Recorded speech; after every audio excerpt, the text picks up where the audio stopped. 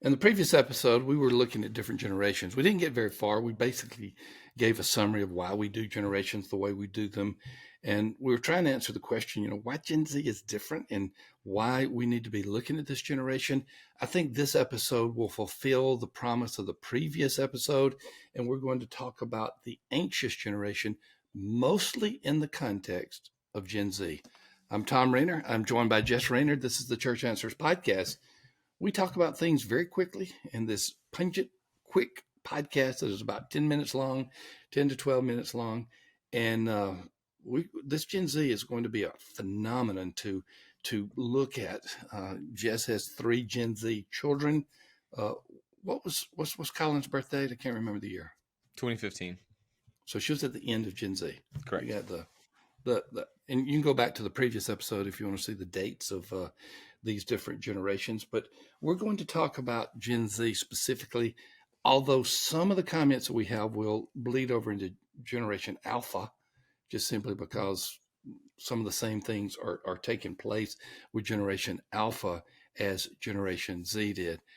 So thank you, Cheney and Associates, our sponsor, our friend, the accounting firm for the church, and I mean it. They've got 1,100 churches that are currently their customer. I'd love them to get to 100,000. I bet they will in time because they offer so much great service, so much great ministry. Their heart is the church. Whenever I talk to Steve Cheney, he talks about the church more than he talks about business. And that's just who they are. So go to CheneyAssociates.com or look at the show notes link or Google it. Whatever way you want to get to Cheney and Associates, do so, and you will not regret your decision. So, Jess, we're talking about Gen Z and why they're called the anxious generation. It is based on this book, The Anxious Generation by Jonathan Haidt. And I've read it twice now. Actually, read it once and listened to it once, to be technically correct. You've read most of it, if I think. Yep. Heard you right. You've I'm almost working my way finished through it. it. It's not a short book, but I'm a good chunk into it. Yeah, and I think what you said on one occasion, talking to your oldest child, your son, you might regret that I read this book. all 3 kids have made that kind of expression, just because, here's a phrase that we use as parents that you didn't use: screen time. Yeah, exactly. And so they have had a reduction in screen time because of that book. And they don't like that yellow book. When they see it, when they see Dad read it, they're like, "Dad, please don't read that book anymore. Please stop." I think all 10 of the grandkids are reacting that way. I was with 3 of the grandkids recently, and one of them had basically a temper tantrum. I think it was probably a little bit more than a temper tantrum because we took his screen away. We said, that's enough. And it's like this addict, and you're taking the drugs away. I gotta have it. It's really unbelievable. So let's talk about the 3 things that the Generation Z is growing up with that your generation did not. Previous generations did not. You had screens. I remember guys coming over with big consoles and bringing their TVs with them. It was the weirdest thing. That's how y'all interacted together. I remember those days, but it was called a LAN party, Dad. You probably know what that means, but we used to have LAN parties. I didn't. LAN parties. And I know that has some type of technology significance. Yeah. It's connectivity between video game consoles. I just remember opening the door and there'd be another one of your friends with a 50-pound TV that he's bringing into the house. It's just really, hey, Miss Rayner, just here. Yeah, come on in. I remember all of those. But we're going to talk about Generation Z in terms of 3 things that have happened to them. The smartphone was introduced by Apple around 2007, if I recall correctly.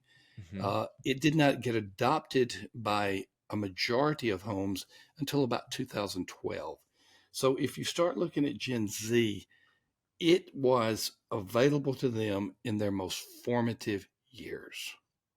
And it was this thing that they could carry the internet with them anywhere.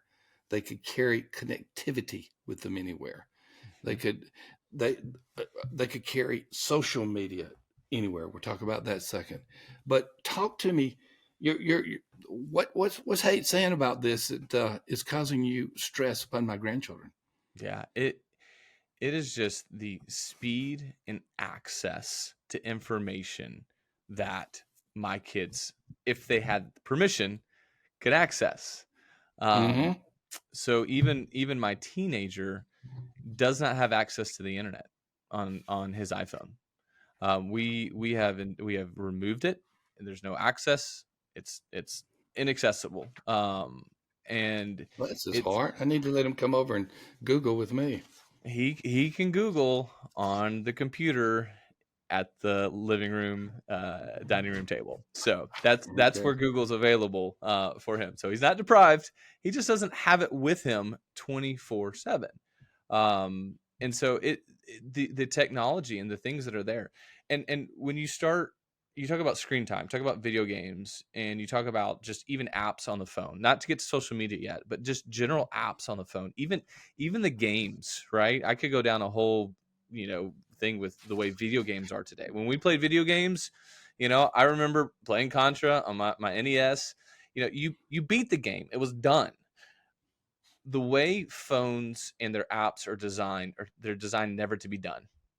They're Mm. to be ongoing in perpetuity. It's always the next, battle royale. It's always the next video game. It's always the next skin. It's always these next things that are taking place to where the game never ends. The apps never end. And so what it does, it creates this form of addiction to it that so not with smartphones. So smartphones have those apps, but smartphones also have this, unlimited access to internet.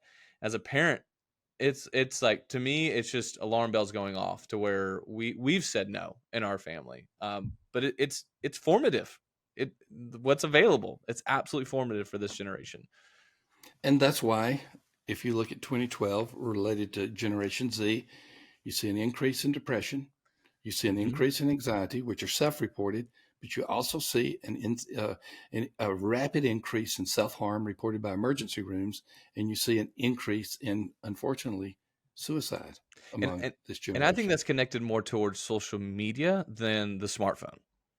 Well, again, social media became ubiquitous when the smartphone became available. So let's Hmm. talk about why with social media. Yeah, I I think in that book, The Anxious Generation, there was a line in it of some sort that said, "Our world forever changed when the like button was introduced in 2009." It Mm, was something of that effect. It was a statement. I was just like, oh my goodness, because where social media began, right? I remember when it was the Facebook and it was for colleges. My hmm college roommate got our college onto the Facebook. Like, he did the application. I saw it. It was all about, updates and things you're doing. It was connectivity, and then the like button hit, and that became a metric of life. It became a metric of, oh my goodness, how many likes you get. That introduced the world of social media, that just absolutely changed the way we interacted with each other. That's Our focus became on the people's perception of our own lives, and social media just has just completely catapulted this. And so when you put the smartphone and its technology and its power coupled with this social media app that call it what it is, right? It's driven to create addiction. When you put exactly. those together in a young person's hand, in a 12-year-old, 13-year-old, especially young girls, it just absolutely begins to wreak havoc on them emotionally and mentally. They compare themselves to that which is not comparable. So this ideal shows up on social media, and the ideal is not reality, but they compare themselves to that. Oh, look at what this person's doing. Oh, Yep. look at their clothes. Oh, look at their beauty. And it goes on and on. And it is causative for depression. It is causative for anxiety. It is causative for self-harm. And for unfortunately, it's causative for many of the suicides that take place too. Well, we Yep. don't have long. Let's just we're going to talk a little bit more about churches reaching Gen Z in the next episode, but COVID was the exacerbator. So Hmm. it didn't create these things, but boy, did it take it to the next level. And it did in a number of things, but particularly in the anxious generation and what we're calling Gen Z and the older part of Gen Alpha. So, a few words on COVID before we get to reaching Gen Z in the next episode. Yeah, you had parents that are anxious now. I mean, the things we were doing in COVID, when we look back, you're like, oh, maybe it wasn't, it didn't have to do all that. But the kids saw anxiety and fear in their parents, so they got to live in that. Now they're taken away from all their peers, right? And one of the premises of the book, The Anxious Generation, is Gen Z has given away a play-based childhood, and they've taken on phone-based childhood.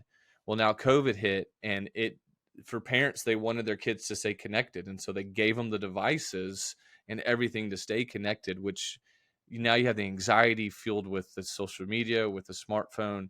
It just created this just firestorm that has caused difficulties, and it's not just in Gen Z.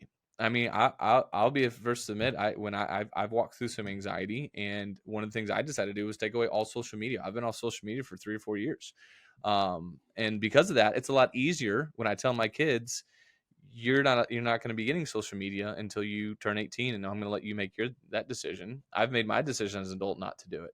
But it's causing I think parents to wrestle with these things that they don't even know that they're wrestling with.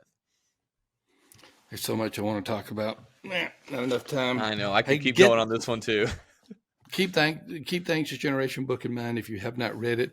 Once again, it's written by Jonathan Haidt. It made it right to the top of the New York Times bestseller. If you see my face disappearing, it's because I'm reaching for the book. And this is the book. It is the incredibly challenging yellow book to my grandchildren. And so, no, it's been number one bestseller, only to be replaced recently. So, Jess, we're going to talk about reaching Gen Z, some implications of Gen Alpha, but mainly Gen Z. And we'll be talking about that in the next episode. Got one more episode to go for this week. So put them all together. Get your church, get a group listening to them. I think you'll have a lot of good discussion. Thank you, as always, to Cheney and Associates. And we'll see all of you in the next episode. I hope you'll be there because it's already waiting on you as we talk about reaching the Gen Z generation. See you then.